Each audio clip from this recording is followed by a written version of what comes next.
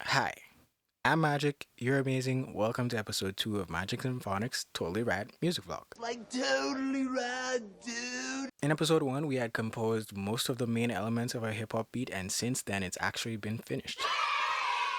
So, today we're going to be doing a bit of a mix and production breakdown. No, God! No, God, please, no! No! Gonna just quickly talk through all the changes and then do a playthrough at the end.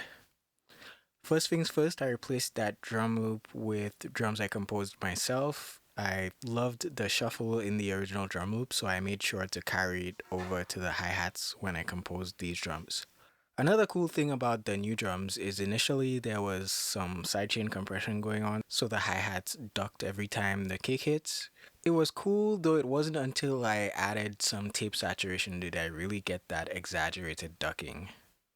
There's also some reverb on the hi-hats, which is something I've found works really well for certain songs. Another thing of note about the drums is how the snare sits in the mix. It's punchy, it's loud, it's saturated, and still also clean. That's mostly because it's a layer of two snares, one for attack, one for sustain, and the other thing is the snare is the only thing that's mostly dry in the mix. Almost everything else has a mix of stereo modulation or reverb, so it creates this auditory contrast where the snare can essentially float above the mix. Alright, so the pads were a bit of a nightmare, honestly.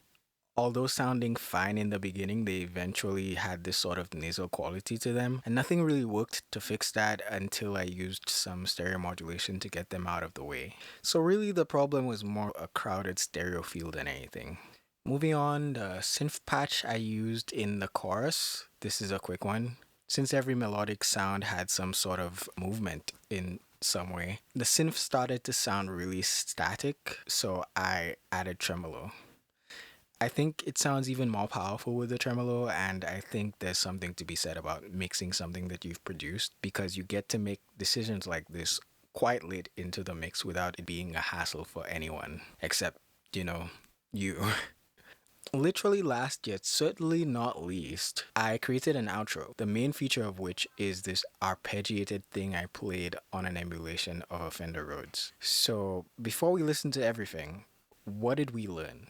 Sidechain compression and tape saturation pumping can be used creatively. Try reverb on hi-hats. Try layering snares. Stereo modulation is sometimes better than EQ and compression.